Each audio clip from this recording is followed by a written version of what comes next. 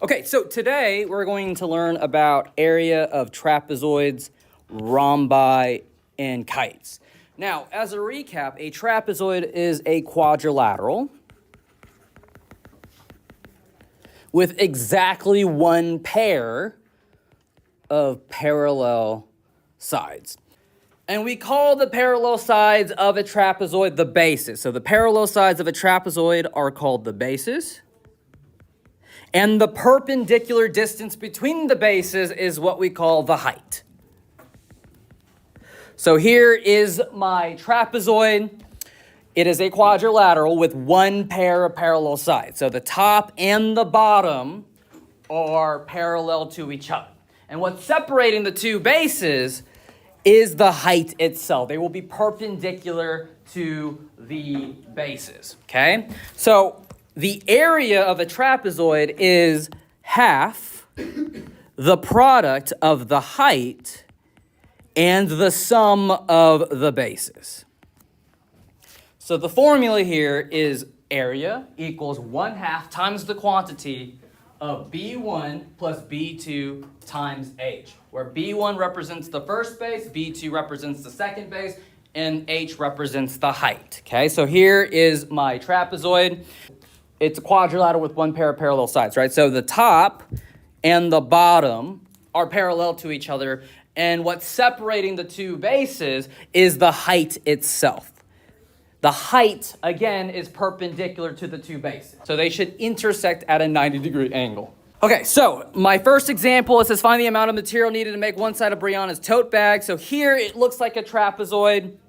So I know the top and the bottom are going to be parallel to each other. And what's separating the two bases is the height. So I'm going to use my formula A equals 1/2 times the quantity of B1 plus B2 times the height. So A equals 1/2. The first base, let's call it 28, plus my second base, that's 58. And then the height is going to be 30.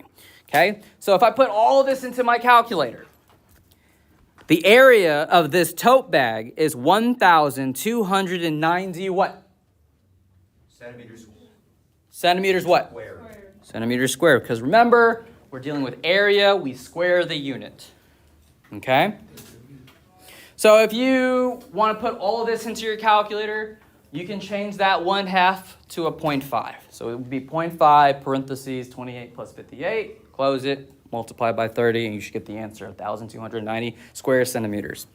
The second thing is this example. It says find the area of the glass used to make the windshield. It is a trapezoid, so the top and the bottom are going to be parallel to each other. And separating the two bases here is the height. It's 38. So using my formula, A equals 1/2 times the quantity of B1 plus B2 times the height. A equals 1/2. Base 1, that's 72, plus base 2 is 85. And I multiply that by the height, which is 38. What do you get? 2,983 square inches. Okay. Any questions about the first two examples? No, sir. Straight to the point, right? The next thing that we're going to do is talk about a rhombus and also a kite. So a rhombus is a parallelogram with all four sides congruent. And a kite is a quadrilateral with two pairs of consecutive sides congruent. Okay, so as a reminder, this right here is a parallelogram. It has two pairs of parallel sides. But what's so special about this parallelogram is that all the sides are congruent. So we call that a rhombus. And then here is my kite. It's a four-sided figure, therefore it's a quadrilateral. And the consecutive sides are congruent. Consecutive just means next to. So this side and this side are next to each other.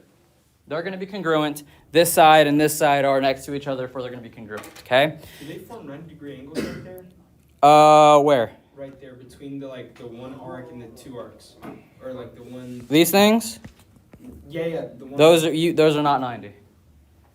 The diagonals, which we're going to talk about, they're going to intersect at a 90-degree angle, yes. Okay. Okay?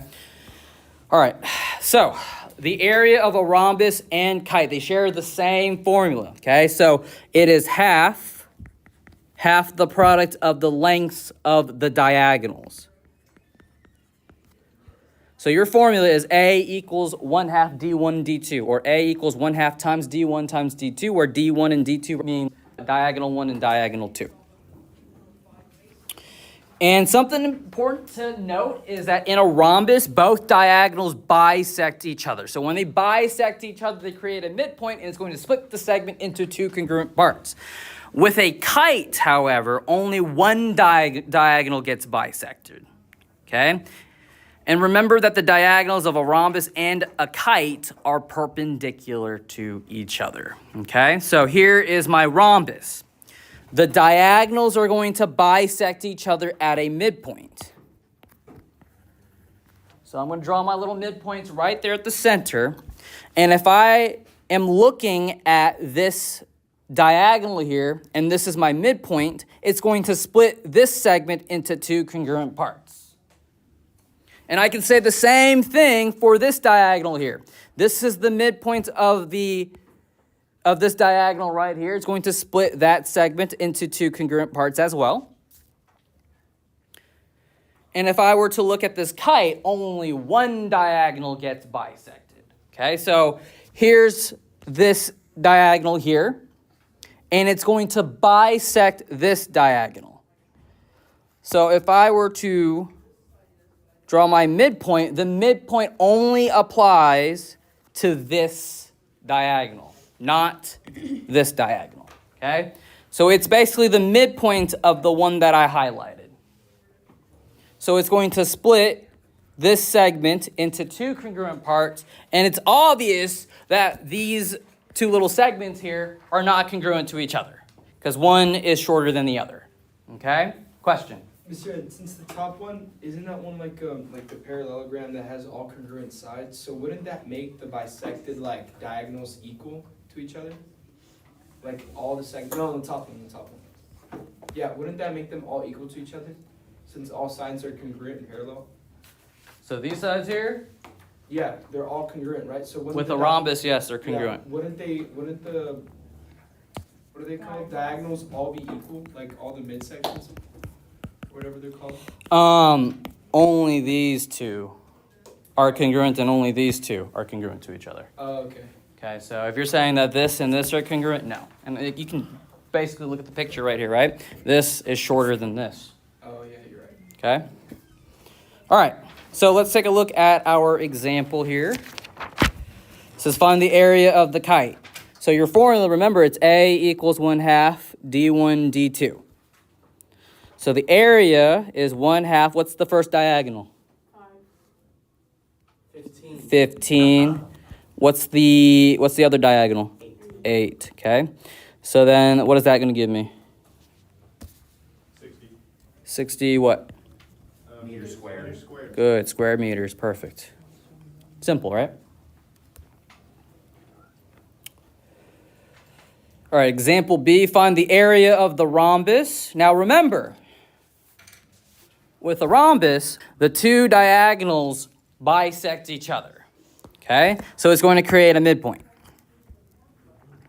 So if I know that this segment here is 10, this segment must be what? 10, so 10 feet.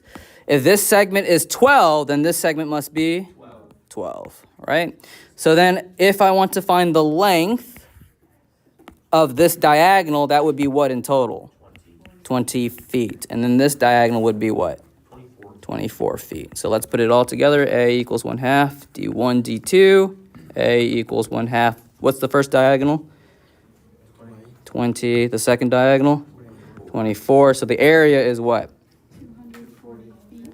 240 feet squared. Perfect. So 240 square feet. Okay. Any questions about these examples? Yes or no? Okay, cool. Let's take a look at C. One diagonal of a rhombus is twice as long as the other diagonal. If the area of the rhombus is 169 square millimeters, what are the lengths of the diagonals? So looking at this little statement here, it says one diagonal of a rhombus is twice as long as the other diagonal. Do we know what the other diagonal is? Do we know what the other diagonal is? No, right? So if I don't know what this other diagonal, we call it what? A variable, X. Variable, right? X. So I'm going to call this other diagonal D2, diagonal 2. So D2 is going to be X. And then one diagonal of a rhombus, right? We're going to call that D1. So D1, one diagonal of a rhombus is twice as long. We represent that as what? 2x. So using my form, what's the formula for a rhombus? A equals 1/2 D1 D2. The area is what? 169 equals 1/2. Diagonal 1 is 2x multiplied by x. And look at that. I have a half of 2x, or I should say x, right? So I can cancel the two 2's here.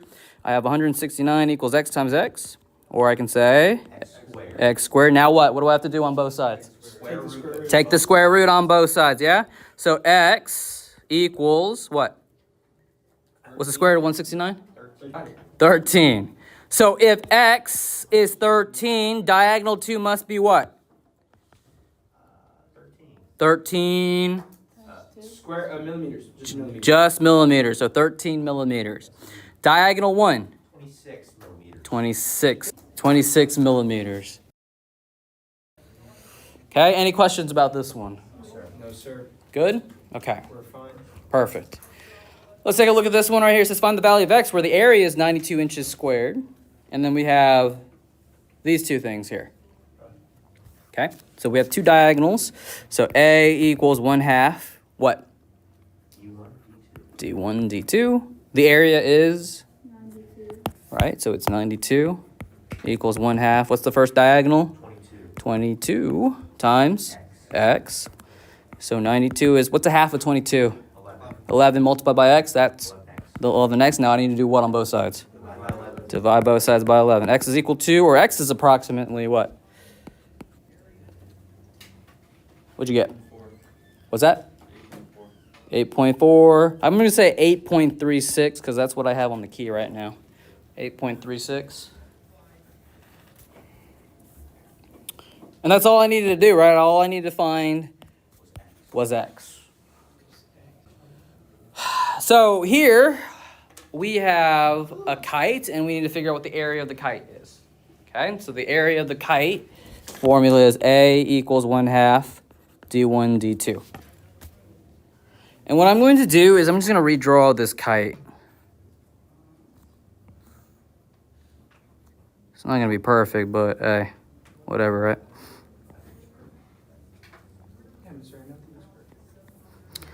All right, so this is going to be our first diagonal, and this is going to be my second diagonal over here. Okay, so the length of this segment is 10, so I'm going to write 10 inches here. The length of this segment is 17. 17 inches goes here. And then this right here